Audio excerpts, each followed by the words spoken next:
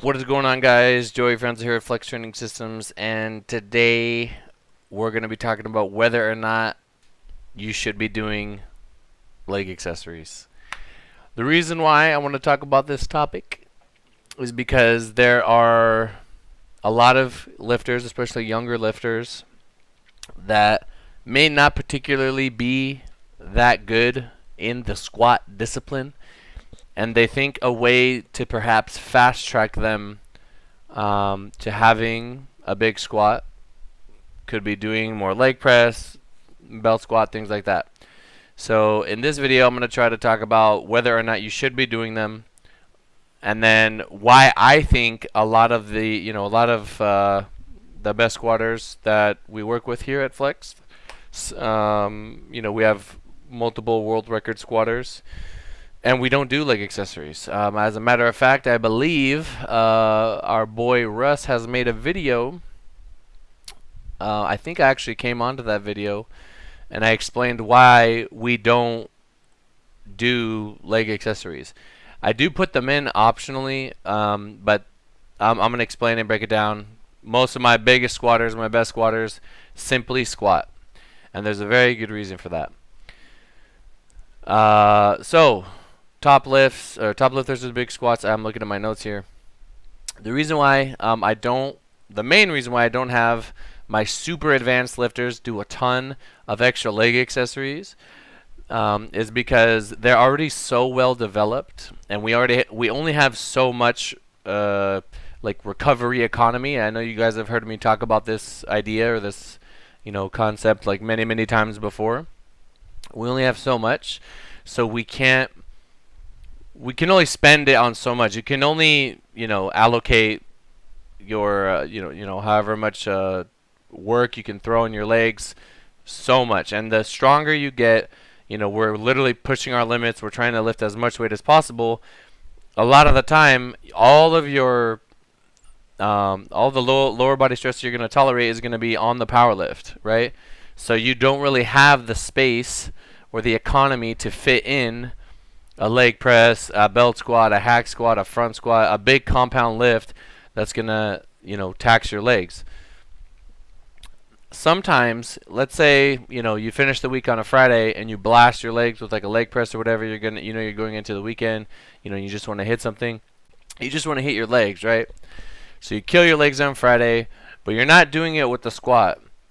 So you come into your Monday and you're warming up your squat and you feel okay. Like you don't really feel it's different. Like you don't have the power output, but you don't really find out till you get to those bigger weights, and you don't have that stiffness that's associated with building up a lot of like muscle damage in the comp lift. So you're warming up, and then you get to your last warm up, and then maybe you're feeling like confident, so you jump more than maybe you should have, and then you just feel terrible. You're like, wow, this felt extremely heavy. Like, what happened? How come I don't have any power output? And then you think back and you go, oh snap, that's right. I blasted legs on Friday after my squats. And now you're like, I don't have any energy to push on my squat. Now, if you're in the middle of a meet prep and you do this mentally, that's gonna mess you up probably, especially if you forget. Like if you're not paying attention to what you're doing, you're not like keeping track of how much like workload you're placing on your legs. You're probably gonna like be going crazy at this point because you're like, man, how come my squats are not strong today? Like, what did I do? I don't think that big leg accessories are completely useless for beginners. If you are a beginner, smaller lifter, and you just don't have a lot of muscle, like you haven't really filled out your frame yet, and you're not lifting like considerable weight, then I think it can be beneficial from an injury prevention perspective, like or standpoint. You definitely, I believe, should build up your legs. You can, and you want to hit them from different angles, right? A hack squat is really going to focus on your quads. The leg press, you could kind of hit it like all over the place. You could hit it wherever you need to hit it. Depending on feet placement, if you put your legs up high and wide, you're going to feel your glutes a little bit more. If you put your feet closer together, maybe in the center and move it down a little bit, you can hit like the quad a little bit, maybe the front towards the knee. Just gotta be careful doing stuff like that. You guys get what I'm saying though. There's a lot of different things you can do. Even the belt squat, you are trying to mimic a squat, but it's not exactly the same, right? It's not. You have to, usually there's a cable, and that cable attaches to like a belt, and then that cable is going to pull you in a general direction. Some of them pull you at an angle. It's just not exactly the same, and the body is very good at adapting to a specific thing, and your bang for your buck is going to come from the power lift. So if you're a beginner, I do think you should train legs. I think you just like, because right now, you're just kind of building general strength, and you're going to be making those noob gains, and you're going to be hitting your legs from kind of all angles. So you're accomplishing multiple goals. Your squat's going to go up because it's new. You're new to it. You're going to build up your muscles like more so like in ways that you won't stress them normally in a competition squat. And then there's another idea um, that kind of ties in with this. Let me go back to the hack squat, for example. If you really build your legs on the hack squat, the competition squat is not going to stress your knees like that. It'll be different. It's more of like an even weight distribution, and it's actually kind of safe when you think about it, because you're distributing the load evenly across your body, as opposed to being very hyper isolated. Like the hack, like I said, hack squat's going to really hit your knees, right? Maybe the belt squat's a little bit more hip. I know some people, when they do the belt squats, like their knees are barely getting over their toes. They might as well just be doing a wide stance sumo deadlift or squat or something like that. Um, a leg press, maybe you're emphasizing the glutes or your adductors by going wide or something like that. So you can kind of isolate specific areas with those lifts, and they may help bring up a weird imbalance or injury prevention and things like that. But it just, like, there's gonna come a point where you're already very strong. You've already built your body very well, and you're not, like my top lifters, they just don't get hurt. It's very rare that we get hurt because you reach a level of understanding of when to push, when to pull back. You're very in tune with your body. Your recovery's on point. A lot of my top lifters only have to worry about powerlifting. They don't have to go to school. They don't have to deal with work. They don't have to deal with stuff like that. They just lift. So their stress is very low, and they can kind of allocate their like recovery resources towards just the power lift, and that's how you kind of get a lot of bang for your buck. Now, the reason why I don't think a lot of these leg accessories benefit lifters as much as we think is because no matter what you do, when you're in a comp squat, you have to maintain center of gravity, right? Gravity is going to pull the weight down, and your body is going to try to move itself in a way or control that weight in a way that's going to be like the safest, right? Just going to give you the most control. And if we're trying to build the perfect squat, I try to keep everything over midfoot. You want a good center of gravity. You want to make sure that you're using a little bit of everything and not just only like one area, if that makes sense.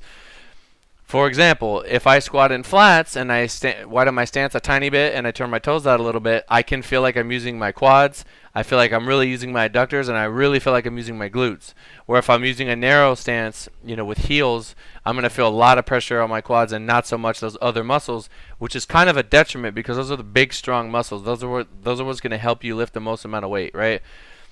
And you're going to get more control because you're going to have limited range of motion. There's just a lot of things that go into the squat that you just get a lot of benefits from squatting like flat-footed with the wider stance.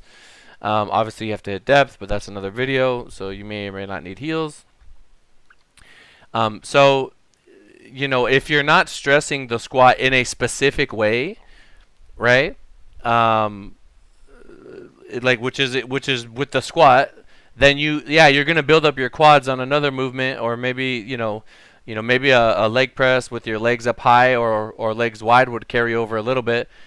But one, you have to take into account, what are you giving up in order to do that extra work? What muscles are you fatiguing in order to do this?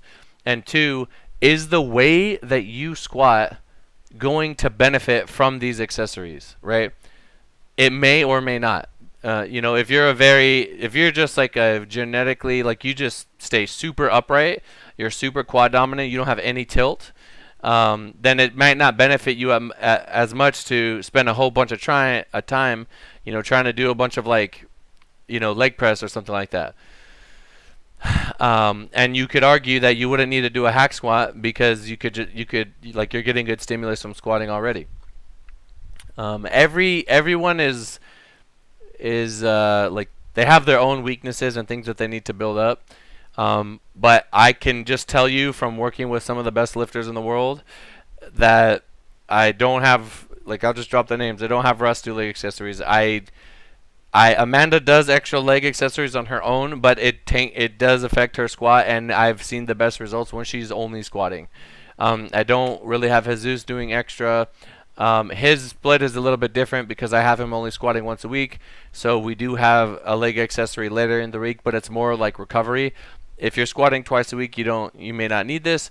Jonathan Keiko, for his best meet ever that we've ever done, we actually didn't have access to anything but a squat. Like, we couldn't do it. We just didn't have. We didn't have a belt squat. We didn't have a leg press. We only had the bunker, and we only squatted. And it was actually his best prep, like literally his best prep ever. And we had like very minimal items to assist.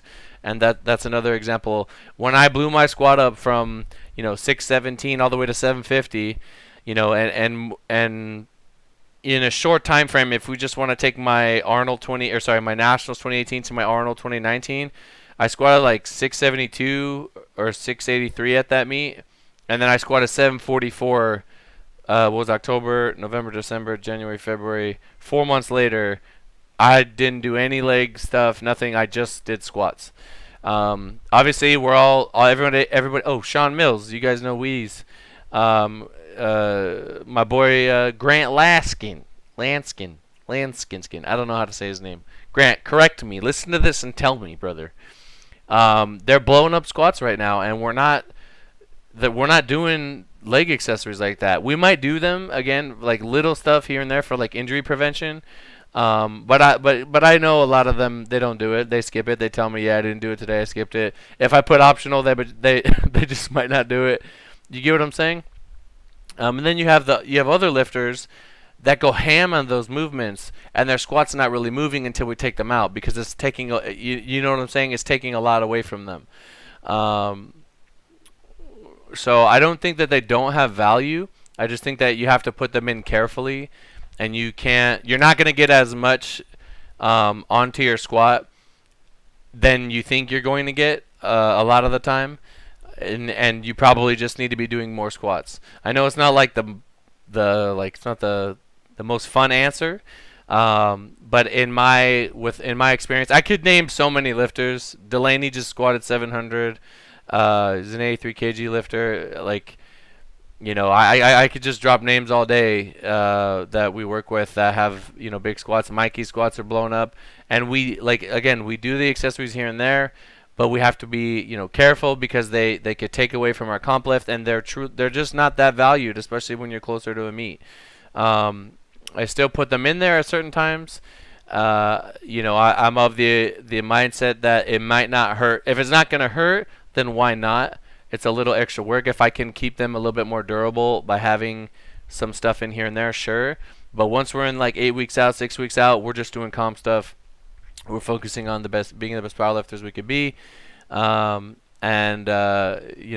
movements hold less value and are the first things to go once we're starting to taper down, for competition. And to be honest, I won't be able to give you a for sure you should or shouldn't right now because obviously everybody's different, and I think accessories need to be assigned based on what the lifter can tolerate, where they are out from competition, limb lengths, the way that they squat.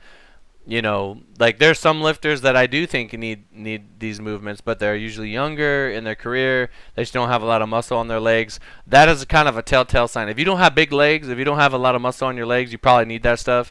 If you're already a super, your legs are very well developed, I don't think you're going to benefit too much. You should probably put most of that towards squatting. You may need more deadlifts to build up your squat. Oh my goodness, Joy, what are you talking about? Curveball. Yeah. That's probably another video, but that's just in my experience.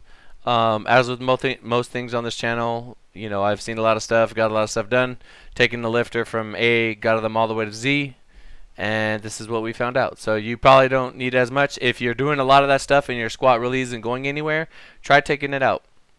Take it out. Give it 8 weeks. See what happens. Maybe you need more squats instead. But remember, one thing at a time. If there's a takeaway from this, it's that you got to try both. You got to try with some. You got to try without. You could do the same thing with bench. Try with a lot of bench accessories, no bench accessories. Less is more in a lot of the case. The best way to move forward is not always going to be to kill yourself and run things into the ground. It might be to pull back. So yeah, I hope you guys were able to take something away from that. I just see too many lifters that are like, my squat sucks, I need to do more leg press. No, you don't. You know what I mean? You probably do too much of that. But again, everybody's different. Yeah, that's it. If you guys have any questions, please let me know. We're kind of in that time of year where things are pretty chill. The next big meet I'm going to be at's probably not till December, and then we're chilling the rest of the year. So then we got 2022. I hope everybody is staying safe out there. We got Halloween coming up. Happy Halloween. And I am excited for November, December. All right, guys. Have a good one. Later.